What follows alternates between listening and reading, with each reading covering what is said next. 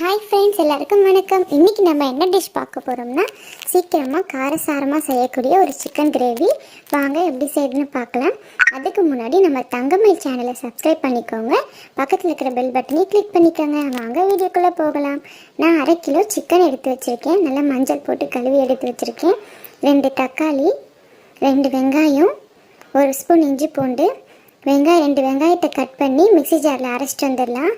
இதை நல்லா நைஸாக அரைச்சிட்டு வந்துடுங்க. பாருங்கள், இந்த மாதிரி நைஸாக அரைச்சிருக்கணும். இதை நம்ம செய்யும் போது நம்மளுக்கு குழம்பு நல்லா டேஸ்ட்டாக. ஸ்டவ் ஆன் பண்ணி கடாயை வச்சு 2 ஸ்பூன் எண்ணெய் ஊற்றிருக்கேன். எண்ணெய் நல்லா சூடானதும் நம்ம அரைச்சி வச்ச வெங்காயத்தை பச்சையாக அரைச்சிக்கோங்க. வெங்காயம் அந்த அரைச்சி வச்ச வெங்காயத்தை எண்ணெயில் போட்டு நல்லா வணக்க போகிறேன். வெங்காயம் நல்லா வணக்கிக்கோங்க. வெங்காயம் பச்சை ஸ்மெல்லாம் போகிற அளவுக்கு நல்லா வணக்கிக்கோங்க. ப்ரௌன் கலரில் வரணும். பாருங்கள், இந்த மாதிரி நல்லா வணக்கி எடுத்துக்கோங்க. இப்படி செஞ்சு பாருங்கள், உங்கள் வீட்டில் எல்லாருக்குமே ரொம்ப பிடிக்கும். சீக்கிரமாகவும் செஞ்சிடலாம். வெறும் சிம்பிள் இன்க்ரீடியன்ஸ் தான். இல்லை அதிகமாக எதுவும் நம்ம ஆட் பண்ண தேவையில்லை. வெங்காயம், தக்காளி, மிளகாய்த்தூள் மட்டும் ஆட் பண்ணால் போதும். நல்லா வணக்கிக்கோங்க. வெங்காயம் இந்த அளவுக்கு நல்லா வணங்கினதுக்கப்புறம் இஞ்சி பூண்டு 1 ஸ்பூன் அதையும் போட்டு நல்லா வணக்கிக்கோங்க. வணங்கினதுக்கப்புறம் சிக்கனை எடுத்து அதே போட்டு நல்லா கிளறுங்க. நல்லா கிளறி விடுங்க. சிக்கன் நான் இன்றைக்கி ஒரு 2 ஸ்பூன் தயிர் ஊற்றி ஊற வச்சுருக்கேன். உங்களுக்கு வேணும்னா நீங்கள் ஊற வைக்கல, இல்லைன்னா அப்படியே பச்சையாக கூட செய்யலாம். இதை நல்லா வணக்க விட்டுட்டு நான் கொஞ்சம் மூடி வச்சிடறேன். பாருங்கள், மூடி 5 நிமிஷம் கழிச்சு எடுத்து பார்த்திங்கன்னா இந்த மாதிரி தான் இருக்கும். எண்ணெய் உங்களுக்கு பிரிஞ்சு வந்திருக்கும். இந்த ஸ்டேஜில் 2 ஸ்பூன் நான் மிளகாய்த்தூள் போட்டுக்கிறேன். மிளகாய்த்தூள் மட்டும் போட்டால் போதும், வேறு எதுவும் போட வேண்டாம். மிளகாய்த்தூள் போட்டு நல்லா கிளறி விடுங்க.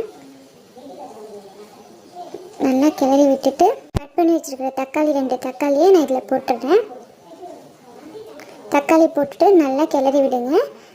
கிளறி விட்டுட்டு கொஞ்சமாக தண்ணி ஆட் பண்ணி மூடி வச்சுருங்க.